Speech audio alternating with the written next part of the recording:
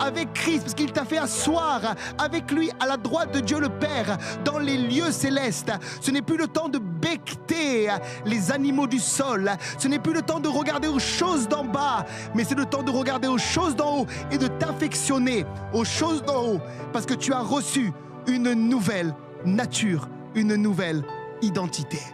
La Bible nous parle d'une femme dans l'évangile de Jean, au chapitre 4, vous trouverez son histoire. La Bible dit qu'elle est samaritaine et elle va puiser de l'eau à un puits qu'on appelait à l'époque le puits de Jacob. Et là, alors qu'elle vient, il est midi. En Israël, à midi, il fait vraiment très chaud.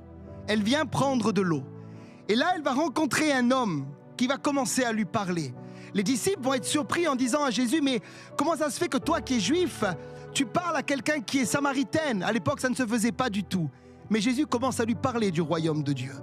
Et voilà qu'elle va parler à Jésus, et plus elle parle, plus on se rend compte que cette femme-là, en réalité, vient boire à ce puits qui représente le puits de la religion.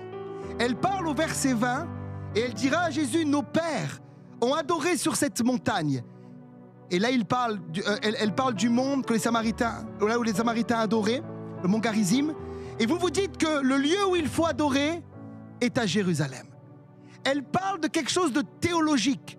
Elle cherche de l'eau dans un puits à midi. Elle a soif. Et elle parle de quelque chose de théologique, alors que Jésus veut lui proposer de l'eau vive. Il y a comme un décalage entre ce que Jésus veut que cette femme vive et ce qu'elle vit dans sa réalité, dans son quotidien de tous les jours. Et Jésus va lui dire au verset 24, Dieu est esprit.